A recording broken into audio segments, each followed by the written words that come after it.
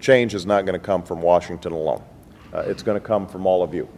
It will come from a White House and state houses all across the country that are working together, and that's the kind of partnership that I intend to forge as President of the United States. I hope that this is the beginning of laying that foundation. Over the next few hours, I'm looking forward to hearing from you about the problems you're facing, learning about the work that you're doing, experiments that are working, things that are not working, where you think an investment on the part of the federal government will make the biggest difference, how we can reduce health care costs, rebuild our roads, our bridges, our schools, and ensure that more families can stay in their homes. But the partnership we begin here cannot and will not end here.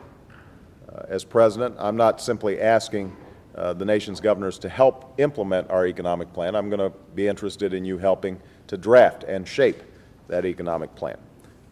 My attitude is that if we're listening to the governors, then the money that we spend is going to be well spent.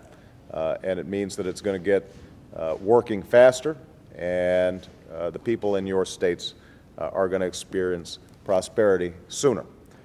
Now, let me just wrap up by saying this. I know these are difficult times.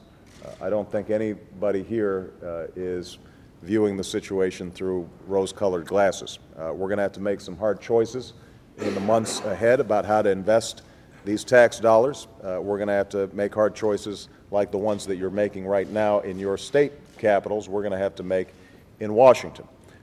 And we are not, as a nation, going to be able to just keep on printing money. So at some point, we're also going to have to make some long-term decisions in terms of fiscal responsibility. And not all of those choices are going to be popular. But what I can promise you is this, that I'm going to listen to you. I'm going to seek your counsel. And by the way, I'm going to listen to you especially when we disagree. Because one of the things that has served me well, at least, in my career is discovering that I don't know everything. And all of you, I think, are going to be extraordinarily important in keeping us on track, not allowing Joe and myself to get infected with Washingtonitis, and to constantly be reminded of the realities that are happening to folks back home.